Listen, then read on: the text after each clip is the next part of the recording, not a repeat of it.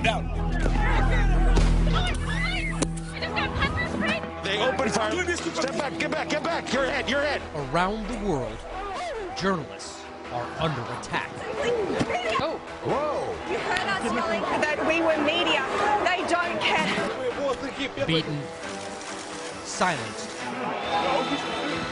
intimidated, and killed.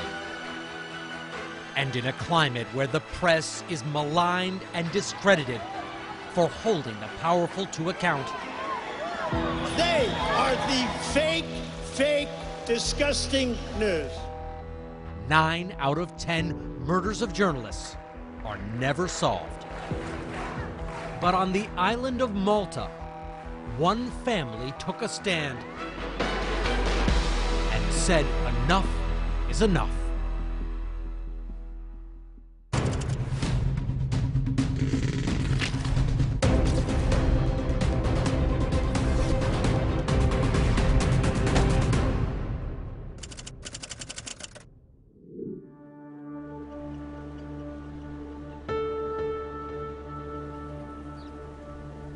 A tiny island in the southern Mediterranean, Malta is home to fewer than 500,000 people.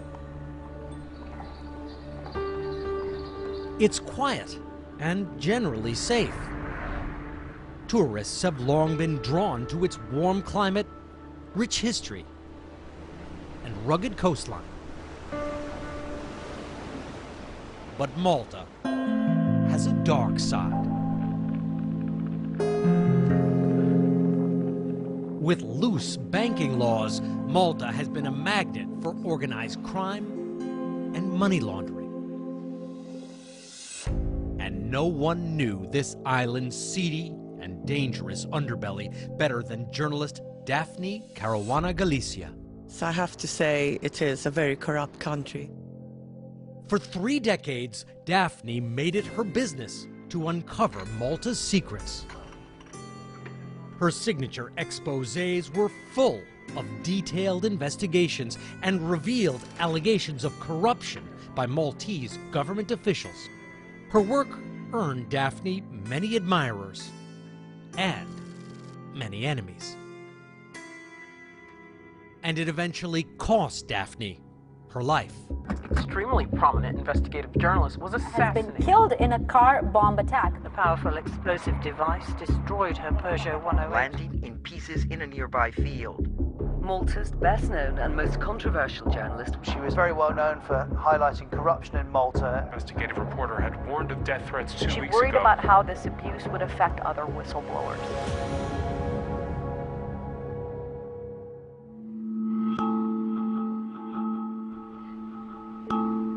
It was a sunny afternoon in October 2017. At her home, just outside a little village, Daphne, always a whirlwind of energy, was, as usual, in a rush. She needed to get to the bank before it closed, and the bank was a 30-minute drive away. Her eldest son, Matthew, also a journalist, was with her, working from home. I heard the door shut, I heard her walking off. Moments later, his mother was back. And she was kind of flustered. She had forgotten her checkbook. And she said, bye-bye, okay, now I'm really going. And I heard the door slam shut, the kind of keys hanging on the back of the door, shaking. Daphne didn't travel quietly. Like, she would play music really loud. She would turn on the car radio very loud. Matthew returned to work.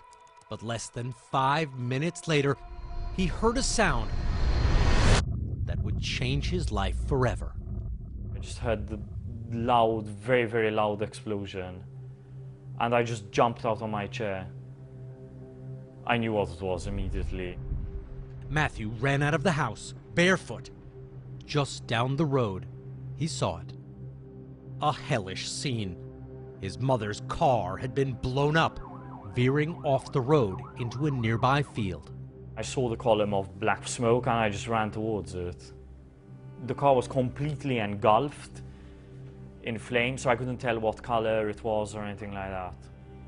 And I could just see pieces of flesh and pieces of the car all over the ground, and maybe it's not her. I kept telling myself that, please let it not be her.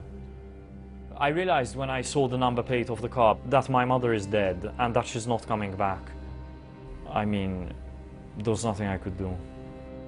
My mother is gone forever. Daphne was Malta's most famous woman. At the center of this storm of scandal, there are three companies. She had been a prominent newspaper columnist on the island for years, reporting on criminal activity and government scandals. It's such a closely knit society, and people are afraid to offend others, they're afraid of stepping on other people's toes. And obviously, if you're going to write a proper column, you're going to step on people's toes very often. And that's exactly what Daphne did on her blog, called Running Commentary, and it was widely seen. Daphne's posts often attracted more readers than the combined circulation of all of Malta's newspapers. So news of what had just happened traveled quickly. I remember started, I'm not ashamed to say, shaking. Jason Azzopardi was Daphne's lawyer. He was one of the first to hear of the explosion. A police inspector called me, sobbing. I remember him sobbing, telling me, they did it, they did it. They removed her, they removed her. Jason knew immediately what that meant. This was no accident. This was an assassination. Daphne's family was stunned by the brutality of her murder, and the island of Malta rallied behind them, flooding the streets to pay their respects to the country's leading voice. Malta's Prime Minister, Joseph Muscat, called Daphne's death a spiteful attack on a citizen and freedom of expression. Malta's small police force began its investigation. Daphne's family wasn't hopeful. In the last 7 years, there had been 19 car bombings in Malta, several believed to be linked to the local mafia and targeting men known to police. All of the bombings were unsolved. Daphne's family vowed this time would be different. In that moment when I was standing in front of the burning car, I knew that we're going to be fighting for the rest of our lives. I knew it. Her last blog post read, "There are crooks everywhere you look now. The situation is desperate." Was she killed because she was about to expose a secret? Her friends and family were determined to find out. They knew that this wasn't just another mafia hit and that they couldn't rely on the police. It would be up to them to solve her murder.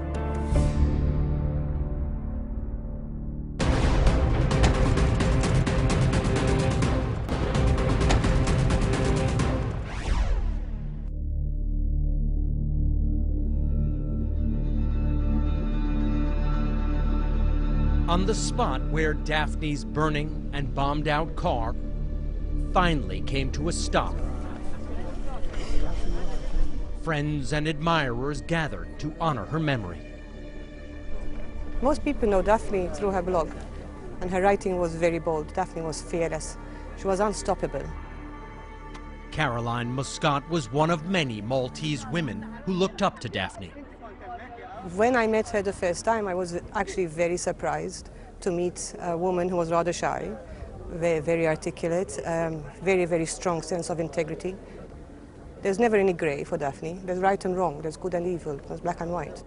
Things are the way they are. She didn't mince her words. The only way they could stop Daphne was by killing her. My mother, she had the force of like 100 people. She could do so much. When I was a kid, it was amazing. I would not swap it for anywhere else. We had complete freedom. She could be like in 7 places at the same time. She had this kind of ability to like do things by magic. I mean, she was always one step ahead of everyone else. Someone who simply never gave up, who would never be bullied into silence.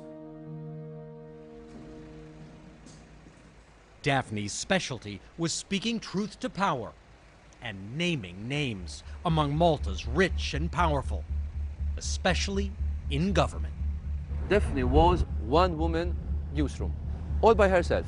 She was a force to reckon with, revealing corruption, corrupt deals, the link between politicians and criminality, the link between politicians and the criminal underworld.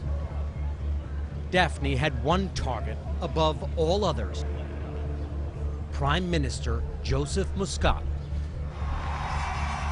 The Prime Minister and his Labour Party swept to power in 2013, promising a can-do, pro-business agenda.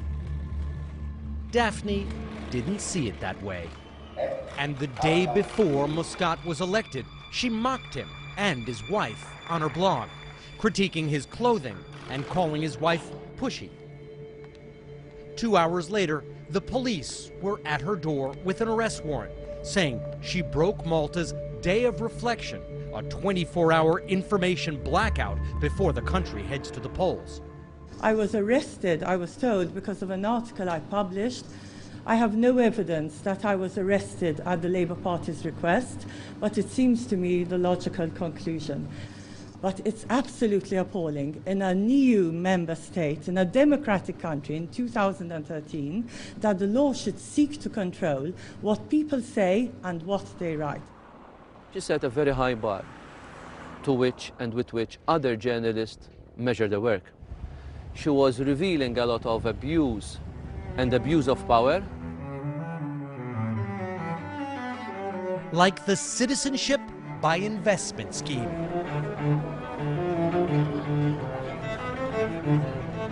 While Malta is a small country, its passports are extremely valuable because they allow visa-free entry to the European Union and all the perks of membership to the world's biggest trading bloc.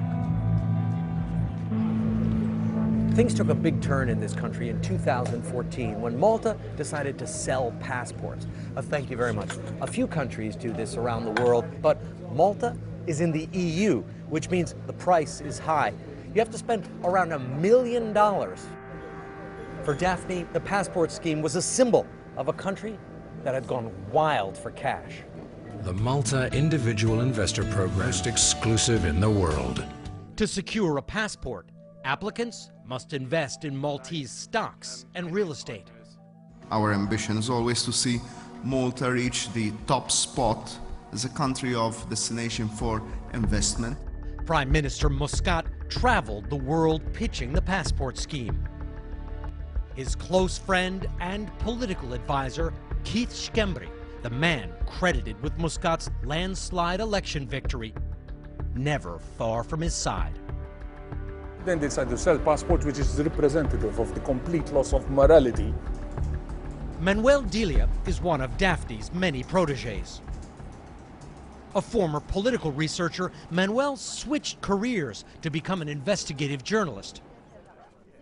After her death, Manuel started his own blog to keep up the fight against political corruption in her absence.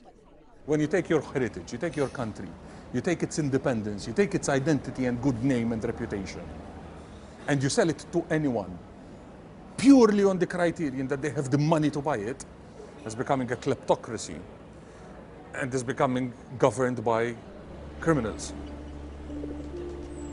Under Prime Minister Muscat, Malta sold around 2,000 so-called golden passports, netting the government hundreds of millions of dollars. And while there was nothing illegal on the surface of the program, it set alarm bells ringing. And this has attracted people who are not the best models of life to our shores, and the wrong kind of money. What do you mean by that? You have people openly declaring buying a Maltese passport not to live in Malta, but to have a foothold to go into Europe. Daphne directly blamed Prime Minister Muscat. His government, she claimed, had become dependent on the passport money, hooked on their financial heroin. Daphne was the conscience of the country. It was a stinging conscience because it was a country drunk with greed. She had her finger on the truth. And it was painful, it was hurting. She was holding up a mirror to the country. She didn't stand nonsense. She didn't stand hypocrisy. But what motivated her, I think, was this duty to inform the public. While best known for her investigative work, Daphne's blogs also delved into gossip, revealing who on this island was having extramarital affairs and where government officials were traveling. She clashed regularly with public figures who dismissed her as a muckraker. Among her critics was talk show host Xavier Balzan. I went to meet him at his TV studio. We didn't really like each other, let's face it. She had this habit of publishing things without even thinking about the repercussions, without even checking the facts. She was reckless in this way. Doesn't justify what happened to her, but she was reckless. Were you surprised when you heard that she was killed? No, I was not surprised. Daphne's high profile raised the stakes. Despite his longtime feud with her, Prime Minister Muscat's government contacted the U.S. State Department for help investigating Daphne's death. The FBI offered assistance. They did a careful analysis of cell phone data from the day of Daphne's murder and pieced together a precise timeline of the last minutes of her life. It was almost 3 o'clock in the afternoon, broad daylight. She got in. She had just pushed send on what would turn out to be her last blog post. Daphne didn't know her last moves were being closely watched from a nearby hill. What we now know is that this was a meticulously planned assassination with a spotter who was standing right on this hill. Of all the hills in the area, this one offers the most direct line of sight to that very stretch of road where Daphne was driving. And cell phone records show that just as Daphne was passing in his vision, he made a phone call.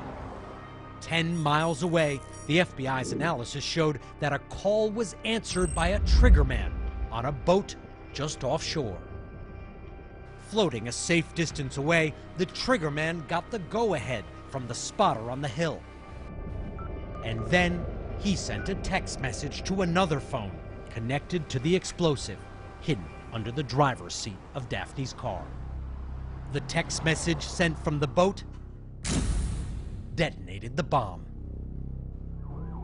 The FBI's analysis didn't just reveal the times and locations of the key calls, but also who made them. 2 months after Daphne's murder, Maltese police raided a warehouse and arrested 3 local suspects, all linked to organized crime. They've all pled not guilty. So was it case closed? Daphne's family and friends weren't convinced. They didn't believe for a second that the 3 men under arrest were the masterminds of the assassination. Do you think they acted alone? Definitely not. Definitely not. So who ordered Daphne's murder and why?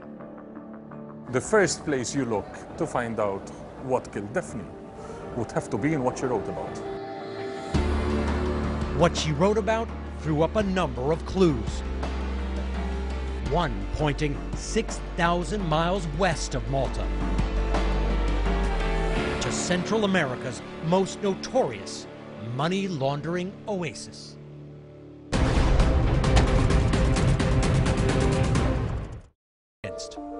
They didn't believe for a second that the 3 men under arrest were the masterminds of the assassination. Do you think they acted alone? Definitely not. Definitely not. So who ordered Daphne's murder and why? The first place you look to find out what killed Daphne would have to be in what she wrote about. What she wrote about threw up a number of clues. One pointing 6,000 miles west of Malta, to Central America's most notorious money laundering oasis.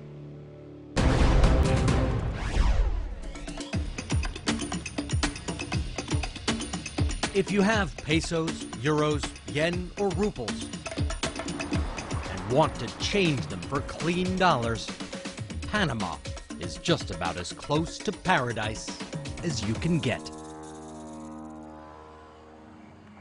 A favored laundromat for drug cartels, it's also the destination for international property developers. Nobody actually lives in the skyscrapers in downtown Panama City. They're empty. Bought and sold merely as a way to park and flip money. Panama was a favorite place for Russian President Vladimir Putin's friends and confidants to stash their money. We're now doing a great project in Panama. Donald Trump also liked doing business here. This was the first international Trump property. But in 2016, someone tried to ruin the party. Journalists exposed documents from a prominent law firm here called Mossack Fonseca.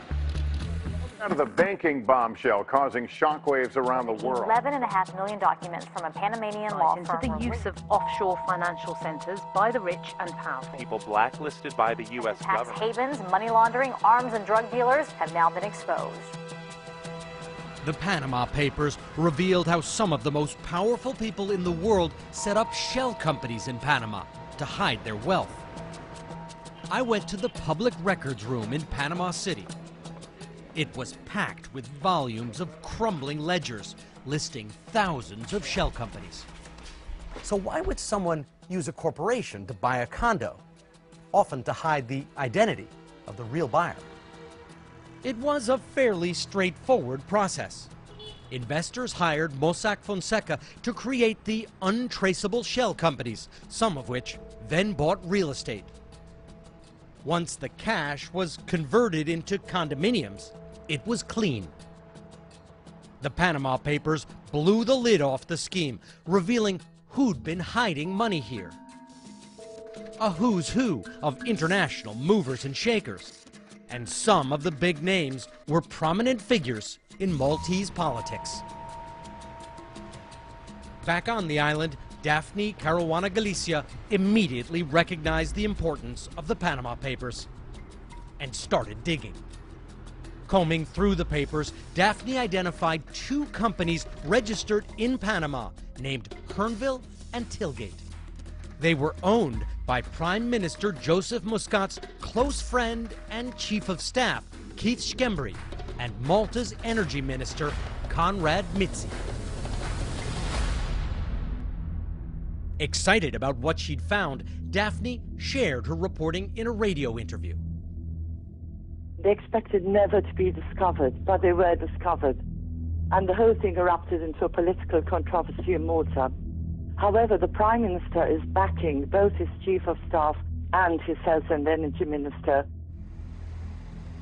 There was nothing illegal about government ministers having holdings in a Central American tax haven, but the exposure put Muscat's government on the offensive. When she came out with the story of Panama, the secret companies of the Chief of Staff of the Prime Minister and the Minister, right-hand man of the Prime Minister, people derided her.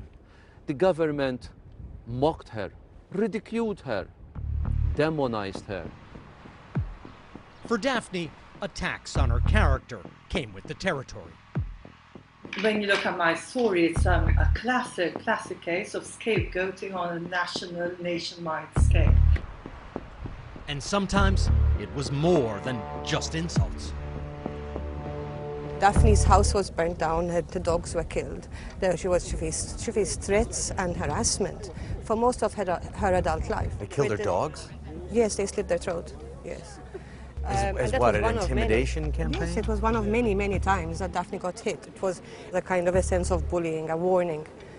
Nobody thought that it would come to a point where she could be killed. The pressure and intimidation Daphne faced are part of a growing trend worldwide. He's clearly marked as press. Journalists are being demonized as enemies of the people. We are live on the air at the moment. Why am I under arrest, sir? Peddling fake news. I say that you're a terrible reporter. That's enough. Put down the mic. In Malta, Daphne bore the brunt of it. She was the enemy of the people for the party in government. Whenever she used to reveal corruption, she's a traitor. She's an enemy of the state. To this community, she was a symbol of what it meant to be reporting about corruption in business, in politics. And so she was a symbol of independent, unencumbered journalism. Courtney Radich is from the Committee to Protect Journalists. Journalists are being killed because those who kill them know that they can get away with impunity, that there is probably not going to be any investigation to find out who actually ordered the murder. 9 out of 10 killers of journalists go free. And even where 9 out of 10 go free? 9 out of 10 killers of journalists are never brought to justice. Why is that? Why is that? Because there's the lack of political will, and in some cases there's a lack of institutional capacity. Daphne was one of the few journalists investigating deeply into the Panama Papers, the financial links of government officials, offshore accounts. No one in power wants that to be revealed. Daphne was one of 67 reporters killed in 2017. But who was responsible? In her decades of reporting, Daphne made many enemies. Hers was a case with too much motive. It can't be done about it. But there was one mysterious clue her son Matthew couldn't get off his mind. 8 months before she was killed, Daphne posted a cryptic message on her blog, showing pictures of Energy Minister Conrad Mitzi, the Chief of Staff Keith Schembri, the same 2 men with the Panamanian accounts Daphne exposed, and Prime Minister Joseph Muscat. She wrote just 3 words: 17 Black Dubai. She was working on this for years. Do you think she knew that she was onto something dangerous? She did. But what was 17 Black?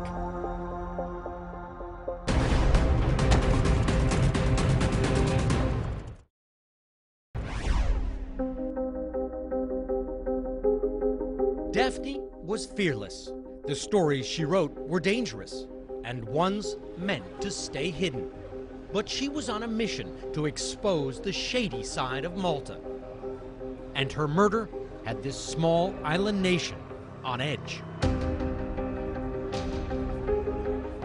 After police arrested 3 alleged gangland hitmen, the government seemed more than ready to declare the case closed. But Daphne's son Matthew was convinced there was more to his mother's murder. He launched his own investigation, using the resources he had. Friends and colleagues in the media around the world.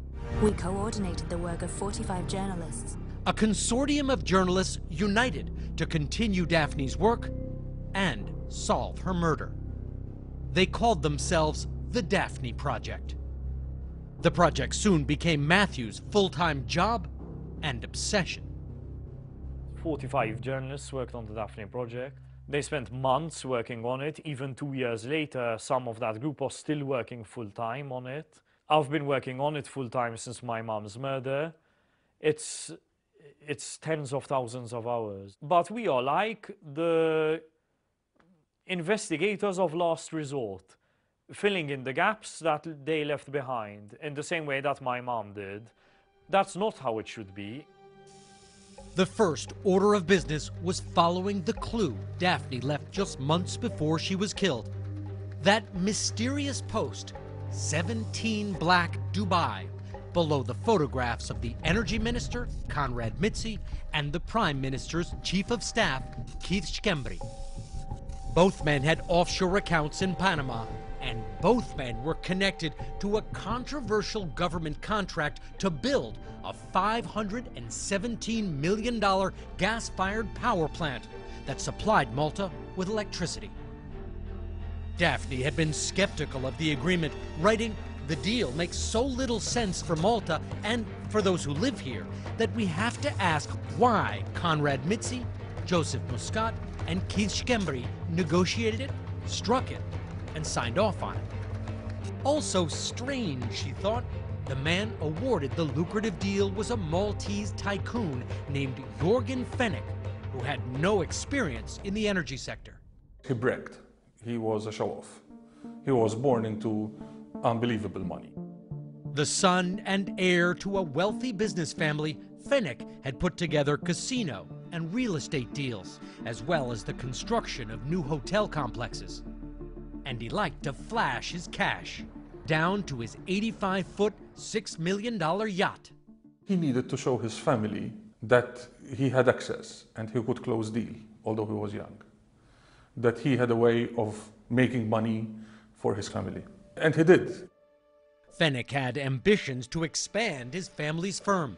And so, back in 2013, 4 years before Daphne's death, he worked to persuade Prime Minister Joseph Muscat's government to allow him to build the power plant.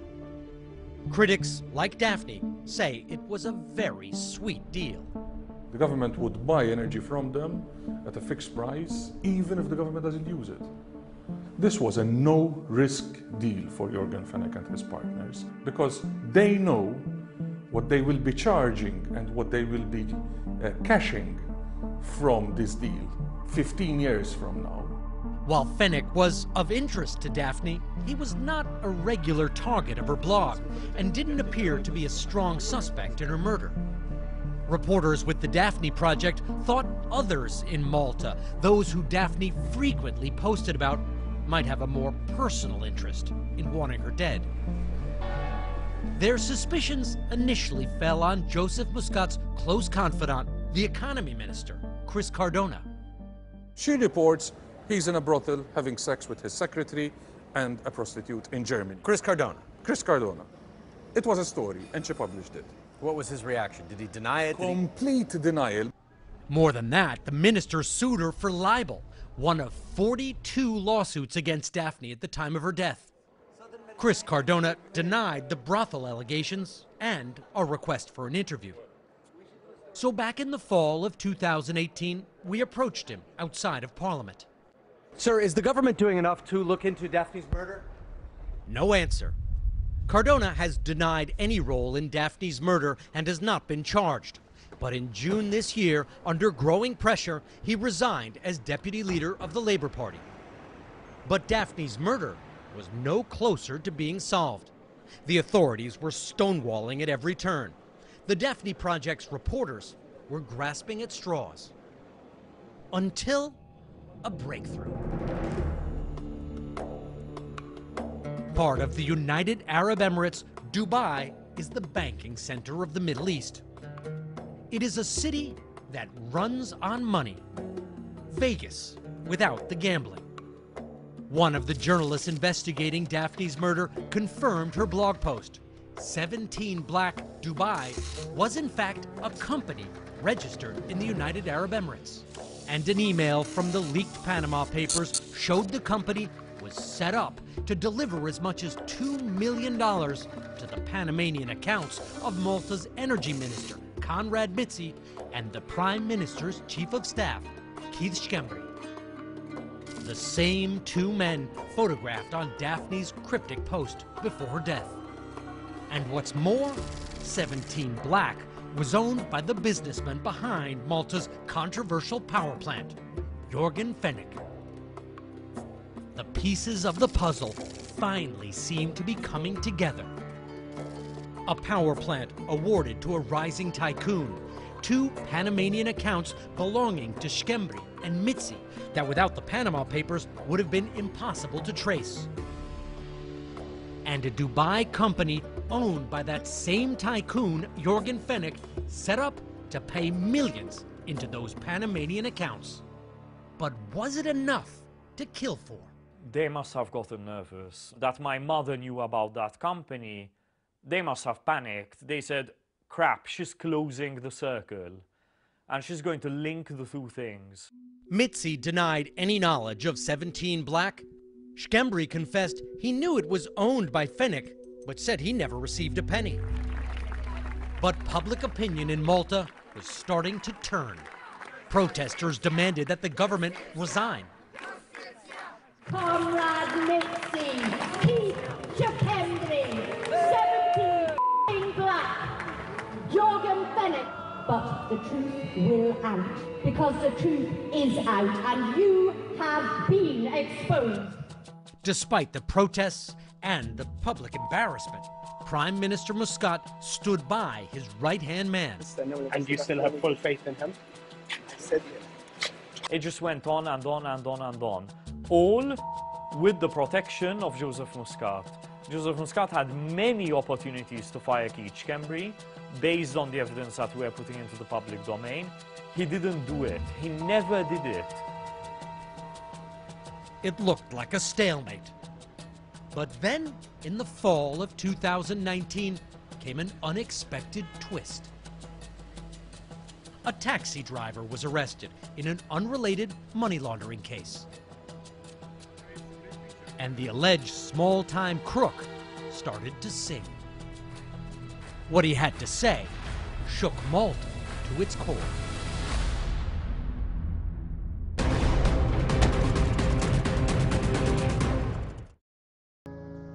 For more than 2 years after she was killed, Daphne Caruana Galicia's friends and family fought to keep pressure on the Maltese government.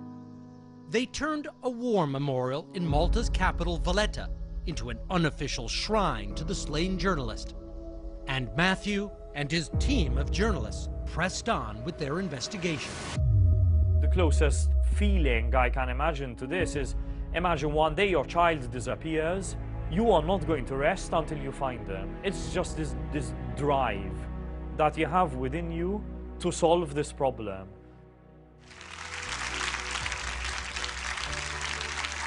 In London, receiving an award to celebrate his mother's journalism, Matthew didn't hold back. My mother wasn't murdered in a war zone. She was murdered in the European Union. She was murdered for really being the only person who held the state to account.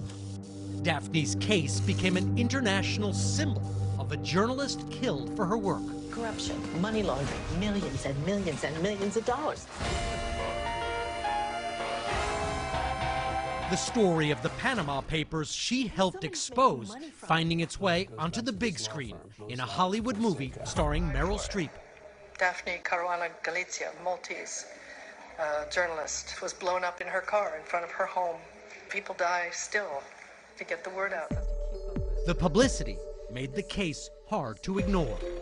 And by the end of 2018, Prime Minister Muscat's reputation and career were tanking. The Organized Crime and Corruption Reporting Project named him Man of the Year. But Muscat still held firm. There were points when it was unbearable. We're getting no information, nothing was moving. We had come up against a brick wall. No one wanted to do anything. The police weren't telling us anything. Their attitude was to just shrug their shoulders every time we asked a question. There were times when it was so frustrating. I felt like driving my car into the Prime Minister's office and setting it on fire to send them a message. But then came a confession. That taxi driver, arrested on money laundering charges, struck a deal for immunity. He admitted to hiring the 3 assassins to kill Daphne and revealed the name of the man who he said orchestrated the whole operation. With the new evidence, armed police raided a luxury yacht as it was leaving Malta for Italy. The man on board, arrested and charged with complicity in the murder of Daphne Caruana Galizia, was the young tycoon, Jorgen Fenech. And I remember waking up at around 5 a.m. with my phone buzzing with the news that Fenech had been arrested trying to escape Malta on this luxury yacht.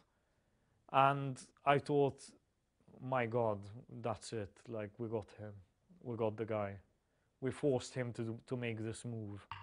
Once Fenech was arrested, Malta's house of cards started to collapse. Szkembry and Mitzi resigned, and this small island took to the streets. Crowds of protesters swarmed the Maltese parliament. Ministers came under verbal attack and physical assault. People were very, very angry. I had never seen anything like that. Not violent, angry, just outraged. Jorgen Fenech pleaded not guilty to ordering Daphne's murder. He remains behind bars while his case is tried.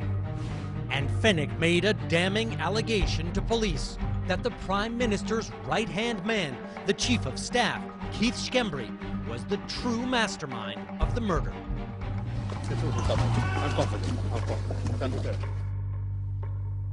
Everything began falling apart for them. Mitzi has not been charged. Keith Szkembry was arrested and questioned by police, but he too was later released without charge. But the damage was done. Delegations from the European Union visited Malta 3 times after Daphne's murder and turned on Prime Minister Joseph Muscat, saying he'd lost the public's trust. We have serious concerns about Mr. Muscat staying in office. We have, let's say, concerns about the integrity of the murder investigation. It was a bitter blow for Muscat, who'd been tapped for a senior role in the European Union. He was pitching for a top EU job. He wanted his career to progress. Instead, Daphne's long-standing nemesis, Prime Minister Joseph Muscat, finally resigned. It is obvious that there is the perception that there were shortcomings or that things could have been done differently by some people.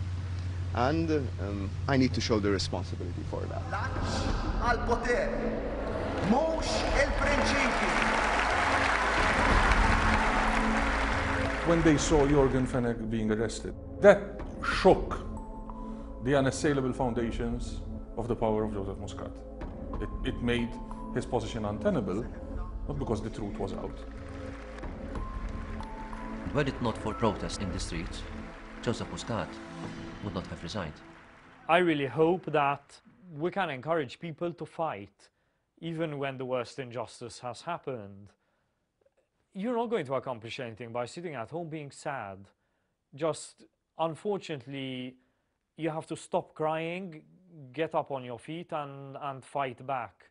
Were it not for the tenacity, strong iron will of the family of Daphne, we would not know what we know today. There are no words to describe my admiration for them.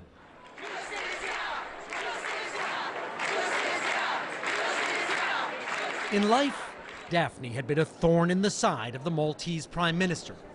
Thanks to her friends and supporters, Muscat's political career met an early and inglorious end.